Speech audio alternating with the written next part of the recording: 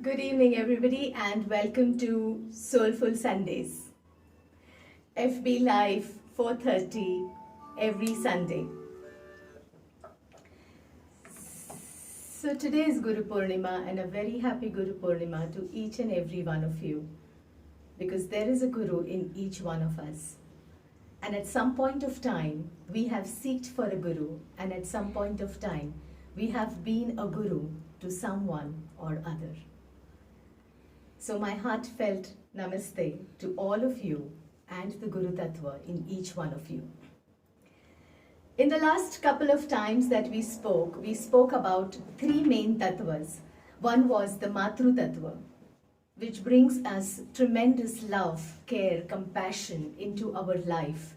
A lot of love, kindness, and awareness about the importance of love. We also spoke in depth about the Pitru Tattva on Father's Day, which not only brings us courage, confidence, and abundance and prosperity, but also a tremendous sense of security. And today we speak about one of the most important tattvas, that is the Guru Tattva. As apparently it seems, the Guru, the teacher, the mentor, is meant to give us knowledge. And yet, there is so much more beyond the knowledge that the Guru gives us. And in today's world, one would wonder, do we really need a Guru when we have a Google? And can Guru be replaced by Google? Or can Google be our Guru? What do you think? All the knowledge, all the information that we need to know is easily available on the tip of our fingers on the Google. And I guess Google has to a very large extent tried to take place of our Guru. And yet, a Guru is so much more than knowledge, information, and intelligence. So then what exactly is this Guru? Let me begin with the story of King Lear. This is a very famous story which all of us have heard and read when we were small children. This was something that was a part of our curriculum, where King Lear is about to get defeated and he starts leaving the battlefield. In order to save his life, he goes and hides in a dungeon. And over there, feeling absolutely lost, feeling absolutely defeated, King Lear is sitting in one corner, desperately, desolated, lost, hopeless. And that is a time when he sees a small spider trying to climb up a wall. The spider tries once, falls down. Tries another time, falls down. Tries a third time and falls down. But the spider never gives up. He continues to climb up and down for nearly 50 times. And each time he attempts a climb, he's able to climb a little bit higher than the previous time. A little bit higher than the previous time, till finally he reaches the top of the wall where he wants to be. That moment, the spider was King Lear's Guru. King Lear learned the biggest lesson: never to give up, never to lose hope, never to feel hopeless. King Lear goes back to his army and once again wins back his kingdom in a very short time. There's also another story of King Ashoka, completely devastated on the death of his Guru, Chanakya. Ashoka is so disturbed, so restless, so upset, and he is almost on the verge of giving up his life, because it seems that all the people that he ever loved, destiny seems to snatch it away from him. And he felt that it was not worth living at all. He felt it was hopeless, there was no point in living, when even his Guru was no more with him. And when about to go and end his life, Ashoka sees a pond. And in the pond there is the small ant which is trying so hard to climb on a leaf and save its life. The leaf was the ant's savior, and it was so desperately clutching on to life, wanting to survive, wanting to live. that moment, the ant became Ashoka's guru. That moment, the ant taught Ashoka never to give hope and the importance of life. He realized that if a small ant can struggle so much in order to survive and live, even with the help of a small dead leaf floating in the water, he has a lot of hope, and the world has a lot of hopes from him. The rest of the story is history, where Ashoka goes on to become the biggest Samrat of the Indian dynasty, one of the biggest dynasties to conquer huge amount of kingdoms, win wars, and then eventually turn out to be a follower and disciple of non-violence following Lord Buddha. And Lord Buddha has also experienced something similar when he was, it was at a very young age, because his guru, Kundalika, was trying to teach him the principles of meditation, that his father asked, dispel the guru into Vanaprasthashram. And at a very young age, Siddhartha was left without a guru. But that did not mean that Siddhartha did not have a guru. In every action that Siddhartha followed, he remembered his guru and the teachings of his guru. And when the guru left, he told him that I am always with you. This is something which is not just what Siddhartha's guru told him. This is something that every guru seems to say, that whether I am in the human form or not, I am always with you. Sometimes this is so very difficult for us humans to understand. What is the meaning of the guru, I am always with you, when he is not with us, when he is not present with us? And yet, that exactly is the Guru Tattva which we want to understand. The energy of the guru is always surrounding us and is always with us, as long as we want that guru to be with us.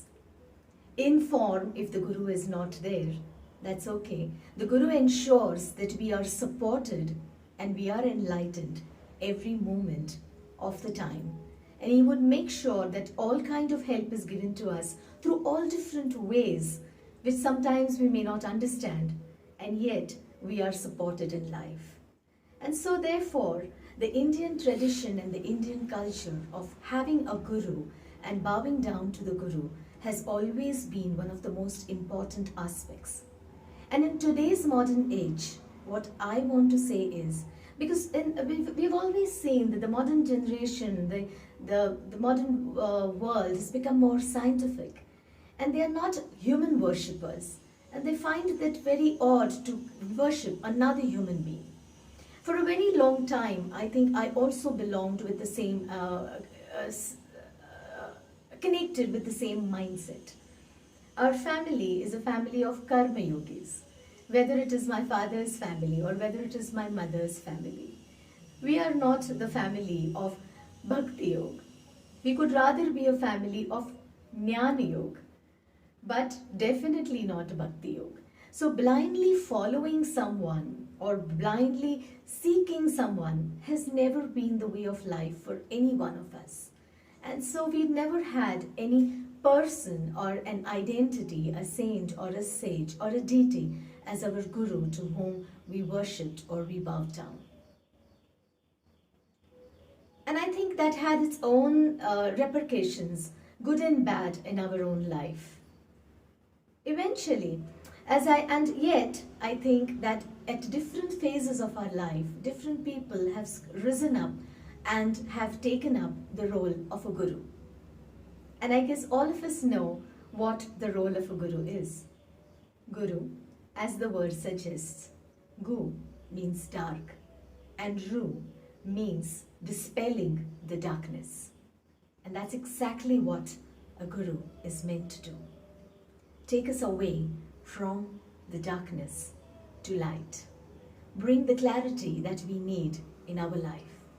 And that is why I feel that, just what I started, that a Google can never be our guru, because the Google could give us the knowledge, there is the information, But the wisdom is something that happens from a guru. That happens because it brings the clarity that one is seeking when one wants to move ahead in life. It is not just the clarity. The presence of the Guru also ensures that it brings in tremendous amount of love, peace, and bliss. And if you have not experienced this, then these would merely sound as words. One would have to get even a teeny bit of experience to really understand what these words mean and what a presence of someone really means. A guru is that person that is going to help us to move ahead and propel us in our life. It's like that propeller which is strong and could make our journey faster, shorter, and more meaningful. One could say that if we are caught in a traffic jam and we are stuck, the Guru is someone who helps us come out of that traffic jam and through that stuckness. This is something that most of us have observed, haven't it? If we are caught in a traffic jam and if it's a known city where we are, we immediately find our way back home. We know all the shortcuts, we know all the lanes, all the by-lanes which we need to take so that we can bypass the major signals and then reach home. And how do we do it? It is the knowledge, the information which is brought in that moment in order to help us to achieve our goal. And exactly that is what happens with the Guru. The Guru is the one who helps us to get unstuck from the traffic jam of our life and make our life so much more smoother and easier. Did I have any gurus in my life?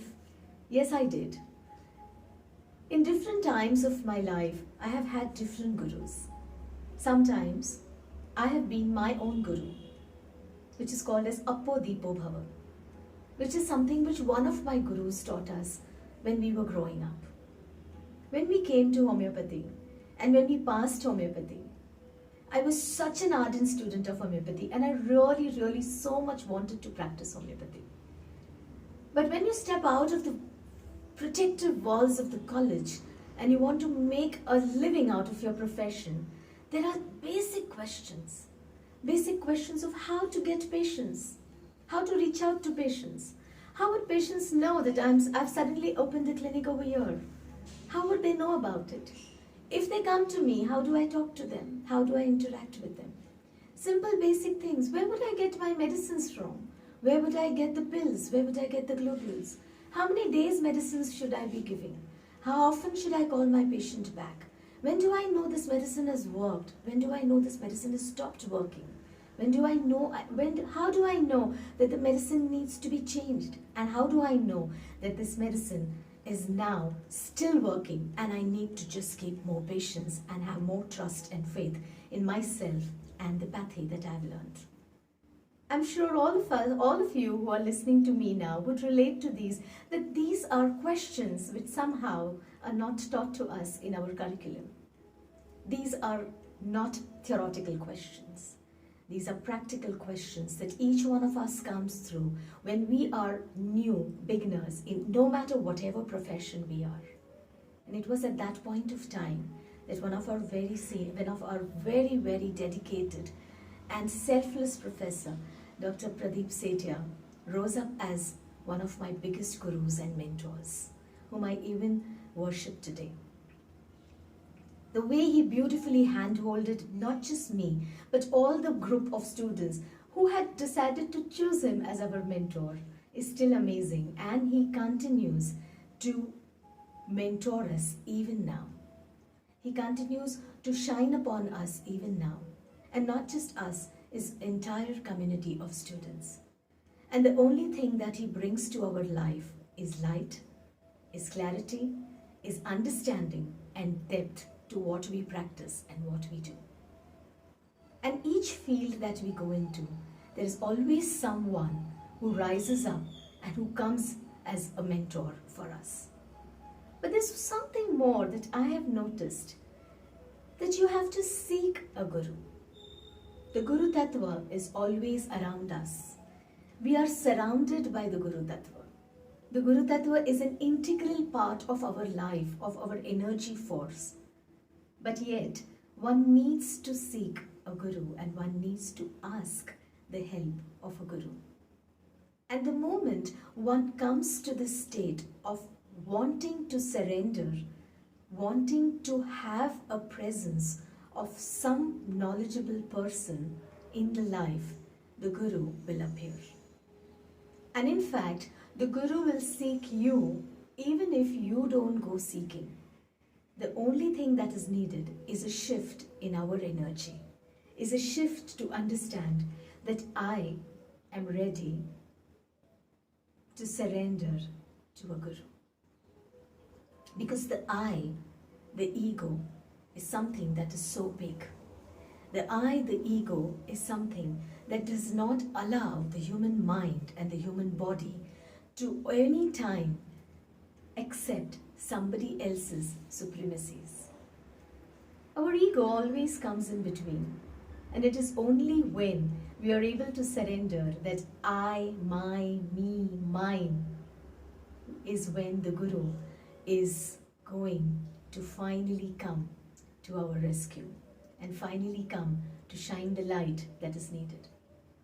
And if you have noticed that this is the mudra that is commonly seen, it is the chin mudra that you find a Guru holding. This mudra has its own significance because this is the I. This is the I, the me, the my, the ego, and the different faces and masks of the ego. We all have our masks. I could be wearing a mask of I am a doctor. You could be wearing a mask of I am a banker. I am an engineer. I am a chartered accountant.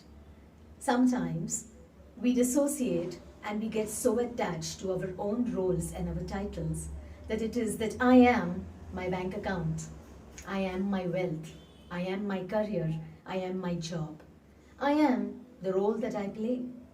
I get so much engrossed into the role of a mother or a wife or a daughter-in-law that I don't realize that there's more to me than those roles. And those roles could drive me so much that it could get my ego up. And so long as this is not ready to bend, this is not going to help and support. All that it needs is for this I and this ego to slowly be ready to come down. The moment this is ready to come down, this is going to help it in the best possible ways. And the chin mudra is created. This chin mudra is the symbol of the Guru. When the I is ready to surrender, the Guru is ready, the knowledge, the wisdom, the seeker, the light is ready to support us. And that is what is the Guru. Later further down the life, I did have lots of more other Gurus. As we grow up in life, we meet different challenges. We meet different people. In our life, I think our parents are our biggest Gurus. And they risk being our Gurus, even at the extent of being not liked or completely disliked by each one of us. But yet, they continue to do the role that they have to do. And that's exactly the role of a Guru.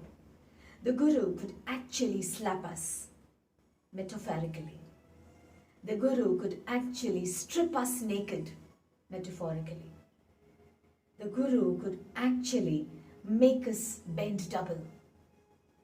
And that happens only because the Guru wants our best and our well. And the funniest part is that in spite of that, the Guru has a challenging task of continuing to be our mentor, our friend, and our well-wisher. So the Guru at times runs the risk of being honest, runs the risk of getting our own wrath for having treated us badly, and yet he has to run a very fine task of being our friend, our mentor, and our guide. And these were such Gurus that I met when I was in coming out of my own cancer. That was the time when I was in a mode of seeking. And when I was ready to surrender, there were lots of people who were ready to be my gurus and mentors and just come forward at the right time, at the right moment, and helped me in all possible different ways.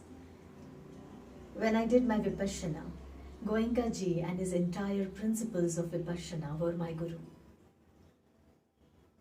The entire art of meditation was possible to be learned only with ultimate and utmost surrenderance to Lord Buddha and to the principles of Lord Buddha and the teachings of Goenka ji. Though very difficult to digest at times, once one is ready and is ready to shed our own ego and masks, it becomes so much more easier to understand and to evolve and to learn from the Guru. What the Guru is here and what the Guru wants to teach us. There is yet another very important and interesting fact that happened in my life which I would like to share with you. Well, it was just a couple of years ago. We're doing amazingly great. The practice was going wonderful. The family was going good. There was nothing to complain about. And yet it seemed that there was some higher purpose which I was not able to reach. There was something which I was not able to understand. And by the time, I had never ever had the feeling that I want a guru in my life. But as life happened, maturity happened, there was this very strong, deepest desire that I wish I had a Guru Tattva in my life. I wish I had the energy of a Guru. Because like we spoke in our last lectures, it is the Matru Tattva, the Pitru Tattva and the Guru Tattva which completes every and any human being. Being graced excellently by the Matru Tattva and the Pitru Tattva, what I strongly believed was, in order to complete my journey as a human being or as a soul in this human life, a presence of a Guru Tattva would definitely mean a lot. I didn't know who the Guru was and what the Guru was going to be, but that was a learning phase. I was learning different techniques of mind-body healing. I was learning Reiki. I was meeting lots of people. I was getting blessed by all these people. And yet, the presence of a Guru was strongly felt. And surprisingly, as I said, that if you are ready to attract a Guru in your life, the Guru is going to seek you. Whether you like it or you don't, the Guru is the one who's going to find you. These were examples which I experienced at a very large scale in my life. That was a time when I used to go to Reiki to one of my teachers. The moment I went into her Reiki therapy room, there was this huge life-size poster frame of Sri Sri Ravi Shankar. It was not that I didn't know Ravi Shankar ji. I always knew, I had heard about him. I had heard some articles and videos and talks about him. But it was someone who's a learned person and is doing good in the world, and it's nice to listen to him. And that's about it. So I just looked at the poster out of interest and I said, okay, nice. I said, you're a follower of Sri Sri Ravi Shankar. And she said, yes. And she went ahead and she shared some amazing experiences she had with this energy of Guru and this Guru Tattva. I just listened with absolute interest. Well, as life would have it, next week I happened to go to my homeopathic consultant doctor, who's also my mentor, Dr. Tulpure. When I walked into his clinic, I saw yet another small, tiny, but significantly placed poster of Sri Sri Ravi Shankar ji. And I said, okay, so you also worship Ravi ji, Shankar ji? So he said, yes. And while we talked, he went ahead and he started sharing his experiences of how he met Ravi Shankar ji. How one night he just had a dream of seeing a man in his white robe and a very soft woman voice. And he just wondered who this person is. And it was within a month's time that he got a chance to go to the Bangalore ashram and meet Ravi Shankar ji and spend a whole day in his presence, attend an entire day's meditation with him. And he felt absolutely blessed, and from that moment, he felt that life has never been the same. Again, I listened with a lot of reverence, but I started realizing that there was some shift of energy happening within me and around me. Still, I had my own ego, and I was said, okay, I need a guru, but I don't know who my guru is, and fine, I'm just listening. Then I go ahead and I happened to talk to another very good and old friend of mine, Sandesh Khedekar. And Sandesh talks to me about transcendental meditation and what amazing meditation is, transcendental meditation is, and how he was able to deepen his practice of transcendental meditation, which he had learned from as a disciple of Mahesh Yogi, through later as he came into the umbrella of Sri Sri Ravi Shankar Ji. And I listened to yet another trail of Sri Sri Ravi Shankar Ji. 3 incidences in a gap of about 1 to 2 weeks, and I knew that even if I didn't want him as my guru, he had definitely decided to seek me and make his presence in my life as a guru. Well, as life would have it, one of my patients, Mitali, walked into my clinic one day. Mitali has been going through a very challenging life for a very long time, and I knew her journey. I knew whatever challenges she faced and whatever ups and downs she was going through. It's never been an easy life for her. So the last when I had met her, she was emotionally, mentally disturbed. Her body wasn't doing very great. She'd put on a lot of weight. She looked very unhealthy, mentally and physically. And I really didn't know how to help her. No matter whatever medicines I gave her, they seemed to help her to a certain point, and they didn't work. Neither was Mitali doing great financially, and nor in her workplace. The entire life seemed to be absolutely messed up for her. And today Mitali walks into my clinic an absolutely transformed human being. She was radiating, she was glowing, she was shining. There was this brilliance about her. And I just wondered what had happened to her. I knew that she had gone to Bangalore for some office work, and she was staying in Bangalore for about 3 to 4 months. So I said, wow, what's this? What's happened to you? And there she shares with me, she says, this company that I was working with was very close to Sri Sri Ravi Shankar's ashram in Bangalore. And I decided to make the most of it. Whenever my work was over, I just decided to go to ashram. And all the 3 months I spent in Guruji's ashram and did whatever I could do. I learned meditation, I did different courses, I did seva, I did cooking, and it was an exceedingly beautiful journey for 3 months. And this is what I am. She said, can you imagine, in 3 months I've lost 15 kgs. And it's not just the weight, I feel so much more positive and healthier. And I said, okay, wow, that's just amazing. I am absolutely thrilled. And so what do you do? So she said, nothing. I do Kriya every day. And of course I had heard of Sudarshan Kriya. And she said, okay. So I said, okay, is it like meditation? She said, yes, it's meditation and pranayama and a little bit more. Why don't you learn it? As I told you, I was going through that phase of my life where things were going good, things were going nice, but they weren't going great guns. And I was thirsty and hungry for more. So I said, all right, so let me see, I'm a little busy, I don't know, lots of patients going on. I might do a course, thank you, would you just send me the information? And even though I was uttering all these words, I knew that the time had come that I would be finding myself in a happiness program with Art of Living with Sri Sri Ravi Shankar Ji. I knew it even when I was saying, okay, fine, yes, no. And that was the month of August, somewhere 7th or 8th August. 15th of August, 15, 16, 17, 18, those were some 4 days when Sri Sri Ravi Shankar Ji was going to do a live, worldwide happiness program.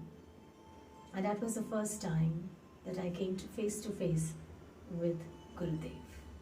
And the first time that I did the Art of Living happiness program. None of the principles was something that I had not learned. I had learned them in SSY. I had learned them in Vipassana. I had learned them in Brahma Vidya. And yet, the most significant thing that happened in that moment was this whole understanding that when you are seeking a Guru, the Guru is going to seek you. And whether you want it or no, the Guru is then going to ensure that its presence is felt and experienced. Definitely. Sudarshan Kriya has made some amazing impact, not just on me, but also my patients. It's been that regularly I talk about Sudarshan Kriya in my clinic. I send a lot of my patients to Art of Living, and I feel absolutely blessed to be a part of this community and do good work, not just for the community, but also to my patients, and to see to it as to how my life is also transformed with the presence of the Guru Tattva. Again, as I said, I come from a family of karma yogis. And so we are not this very blind in a sense, this reverent followers of anyone. We have reverence, we have respect, but yet we can't be the blind followers. Maybe it's the intelligence or whatever, or the genes. But yet, it so happened I went ahead and did some more courses. And then I really wanted to meet Guruji in person and face to face. And it was my deepest desire to see to it if this could happen in this year. And just as life would have it, it was just within the year, entire year got over, that Gurudev himself came to Pune, to the Triveni ashram, and performed a Rudra Puja. And it was an absolutely divinely blessing experience to experience the Rudra Puja being performed by Guruji, and to be a part of that entire community who so divinely worships the Guru and the Guru Tattva, and the energy that the Guru carries with him. So I feel absolutely blessed to have experienced this presence of the Guru Tattva in my life, in not just one, two, but in many, many different ways. And as I said, that this has been an experience that has left me completely enriched and blessed. In fact, Deepak himself, my husband, had a very similar experience in his life. He is a tax consultant, and there are a lot of people who come to his office. But he has a certain group of people who come to his office, and every time they give him Gondole Maharajancha Prasad. He was also like, okay, Prasad ala Prasad kaun takla. It's so simple, no? Ala Prasad kaun takla. But this was something that happened for every time. This happened for 1 year, for 2 years, from one person, 2 persons, 3 persons, 5 persons. And then it started getting to him that this is a phenomena that is happening recurrently, time and again. And that was the time when he said that I definitely is the time when Prasad comes to me, because some of the trustees of Gundalekar Maharaj's mutt are his clients. So naturally, when they came to his office, they got the prasad for him. So one day he said, "Ke, Are yaar, Mitali, something is there. Yaar. This prasad keeps coming to us every time. We have never been to the ashram. We have never been to the mutt, and I'm really inquisitive to know. Okay, I feel so blessed that this prasad keeps coming to us on a regular basis every year. After every 2-3 months, somebody or other comes and gives us this prasad. There must be definitely some significance. There must be definitely some message to this." And that was when one of the Sundays, both of us were free, and we decided to go and visit Gondole Maharaj's mutt. We were once again blessed to see the mutt, to experience that energy, to experience that Guru Tattva over there. And since then, Deepak has been regularly following Gondole Maharaj's principles and his teachings. And then later, some days down the line, he took my parents over there. and he got his mantra and his diksha, and since then he has been doing a lot of jap. Now, how these are all rituals, are they, or how do they help? But there's something that I noticed. There was a huge transformation in his life. There was a huge transformation in his nature, in his personality, in small and big ways. His focus in life changed. His commitment to his work changed. This was a phase in his life when he wanted to stop doing taxation and wanted to do something else. And yet he didn't have the courage and the confidence at that time. And this brought so much peace and greater understanding of why he is here, what he needs to do, and why is it sometimes so important to follow what your heart says. I find him a completely transformed person from the time this Guru Tattva is a part of his life. It's not that he spends hours and days together doing anything. He continues doing his karmas as a husband, as a father, as a tax consultant, as a part of the society. And yet, there is a shift in his awareness about life, about people. And this is what the Guru Tattva has brought in his life. So that is why I said that the Guru Tattva is actually what is present around us. All that we need to do is to go and seek, is to be ready. We don't even have to seek a Guru. The Guru will find us the moment we are ready for it. And that is exactly the same thing that we experienced when we started doing yoga. We have been doing yoga for many, many, many years. And we have been very, very lucky to be blessed with some of the amazing yoga teachers. And it is last 7 years that we go to Iyengar Yoga Institute. And we were lucky to be learning from the institute for 7 years under the guidance of Guruji, Prashantji, Geetama, and some amazing teachers over there. It's like a school, and it just feels so much more centered. It's not that you can't do yoga in your house. You can definitely do that. It was just today morning when I and Deepak had gone for a ride that we decided to just go and pay our homage to Iyengar Guruji, and we went to the center in Model Colony. It's been 3.5 months now that the center is closed in the month of March, and we haven't been to the center and to do yoga. But just going there today seemed so empowering. It seemed so calming. I think the energy, and that's what when the Gurus say that even if I am not there, I will always be with you, is an experience which we had today morning.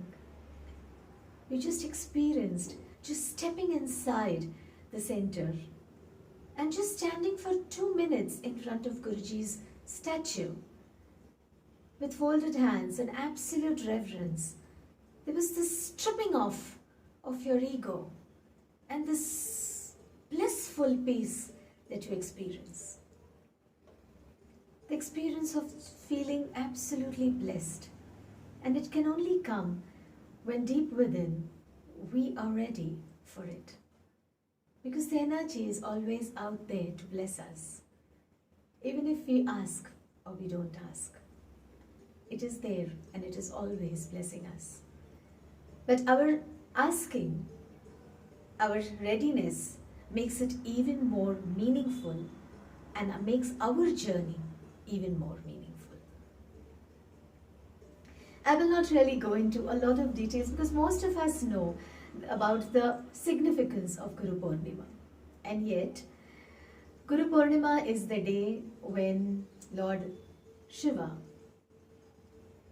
transformed himself into the Adi Yogi and gave the knowledge of the yogas to the 7 disciples that were sitting in meditation for him to get to wake up for more than 42 years. That is the day the scriptures came to us. That is the day when Vyas Muni wrote the four Vedas for us.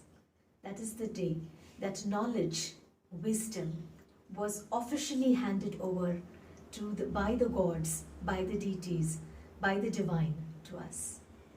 And that is the significance of the Guru Purnima. Again, the Pournima. Pournima itself has its own significance. We all have experienced the beautiful full moon of Pournima. And each Pournima, there are about 13 Pournimas in a year. And each Pournima that comes, each Pournima has its own charm. It has its own significance. It has its own effect on our life. And yet, Guru Purnima is considered as one of the most significant Pournimas. Why?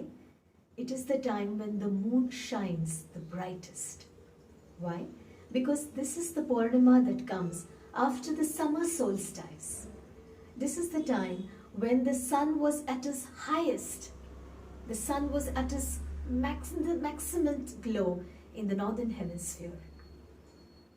And therefore, when the Pournima that comes after the summer solstice, it is that the maximum reflection of the light is given to us by the moon.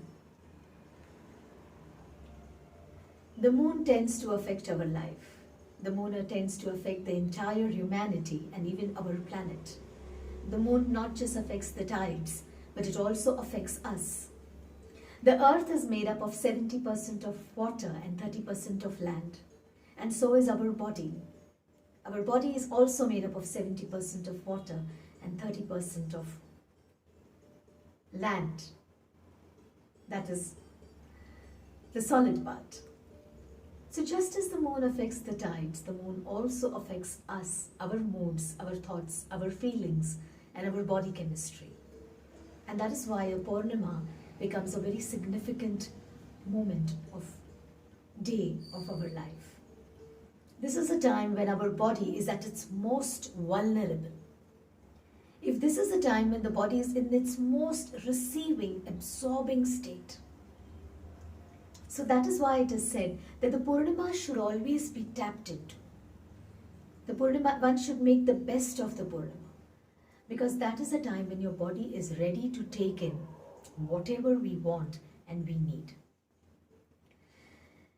The moon is also one of the very beautiful entity of this entire solar system, isn't it? The moon is just like us. It is just another piece of rock. And yet, the moon shines. The moon gives light. The moon is the one that throws light in the darkness. In the day we have the sun, but the moon is the guide. The moon is the one that gives direction, is the one that gives clarity in the night.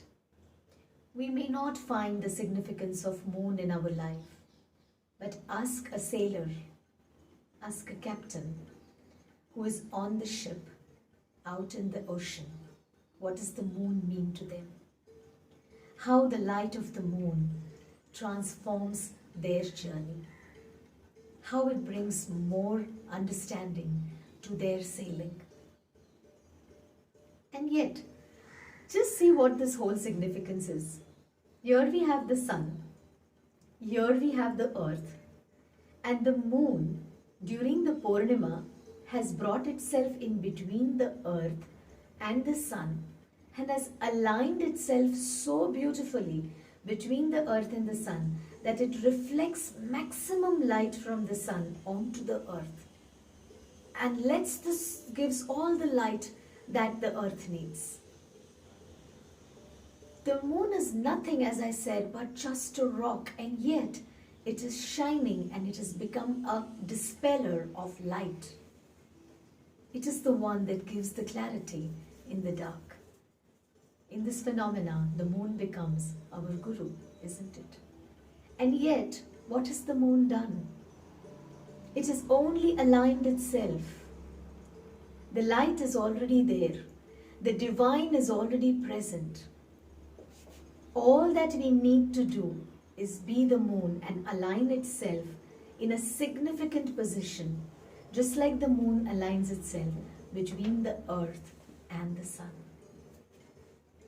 And when the moon aligns itself between the earth and the sun, it becomes the light.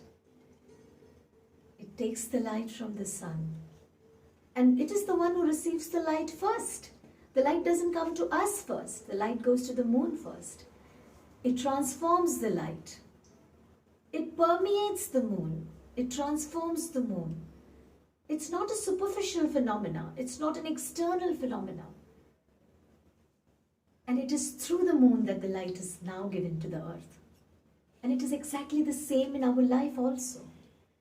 Each one of us, somewhere, has a Guru Tattva in us. Each one of us has that light. And all that we need to do is allow ourselves to let that light shine through us. Each one of us has that light. The only thing that we need to do is be in alignment. So when you're feeling dark, when you're feeling sad, when you're feeling negative, it's so simple to understand that we are not in alignment. We have missed our alignment. And the only thing that we need to do is realign ourselves. Once again, align ourselves so that we receive the light, and not that we just receive the light and keep the light to ourselves. We give the light to others also.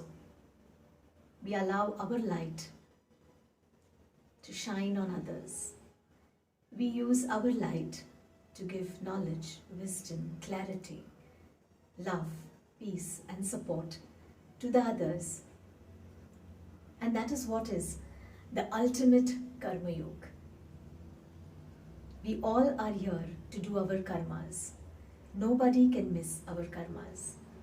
And while we are on a journey to do our own karmas, what if we could also do some good deeds to the community?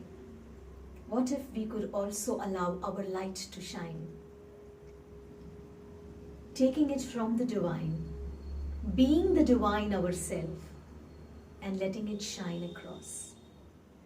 And that is possible when we realize that we are nothing but the divine, that we are nothing but the universe. We are one with the universe.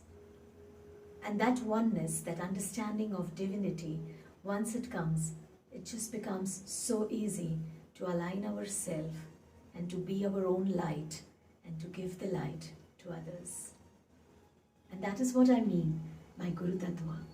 The Guru Tattva that surrounds us, the Guru Tattva that is around us, and the Guru Tattva that is within us, which allows us to be the Guru, not just of ourselves, but also others, and to receive the Guru Tattva in our life through others.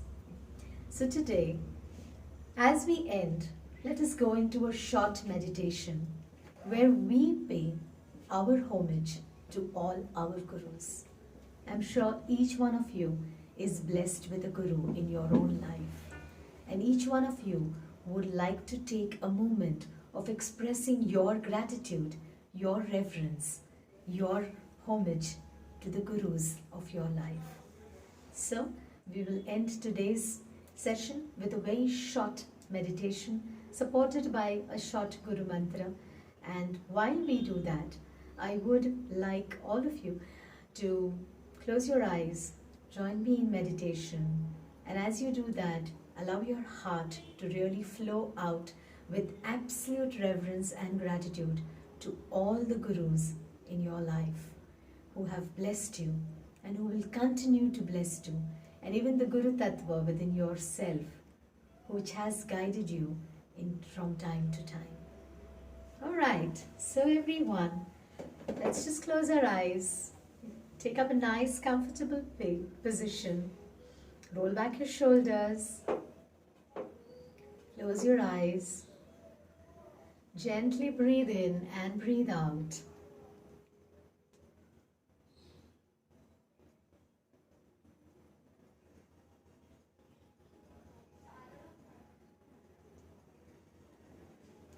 focusing your entire attention to your breath. And as you breathe in and breathe out, allow your heart to be filled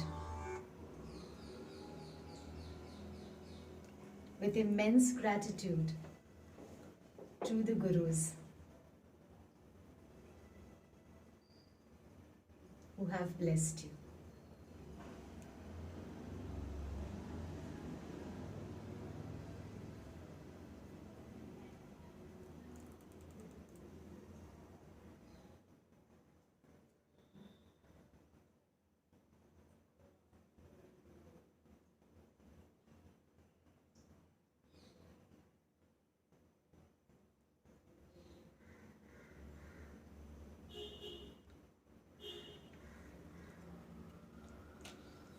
Why this is not starting?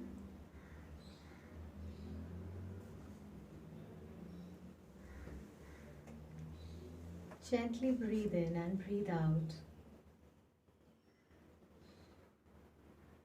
Imagine a beautiful white light entering the top of your head, and may this light come through the hands of your Guru.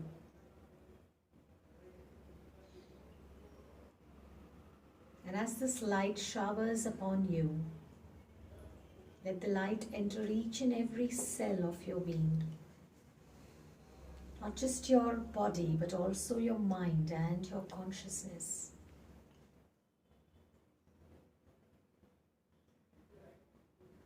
A bright, beautiful golden light that you are receiving from your Guru entering the top of your head through the Sahasrara chakra, slowly entering down into each and every cell, right down to the level of your DNA.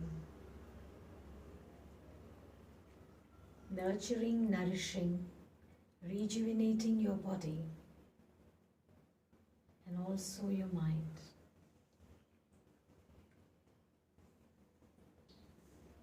Allow this beautiful golden light to also enter your consciousness and spread beyond your body right into your aura.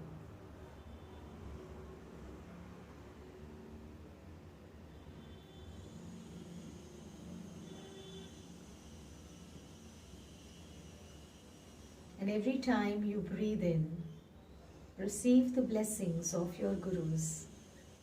And every time you breathe out immense reverence and gratitude to all the Gurus that have blessed you in your life.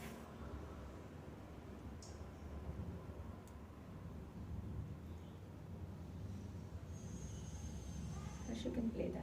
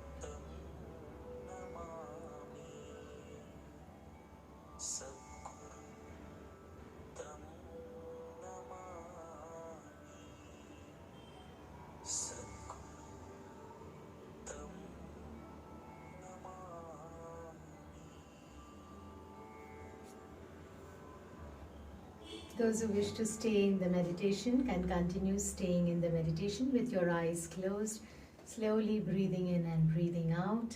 Every time you breathe in, imagine you're breathing in the blessings of your gurus. And every time you breathe out, imagine you are breathing out absolute gratitude and reverence to your gurus. And those of who you would like to open your eyes and join me, I am so excited to know, do you have a guru in your life? Have you experienced the Guru Tattva in your life? Please go ahead and share with me.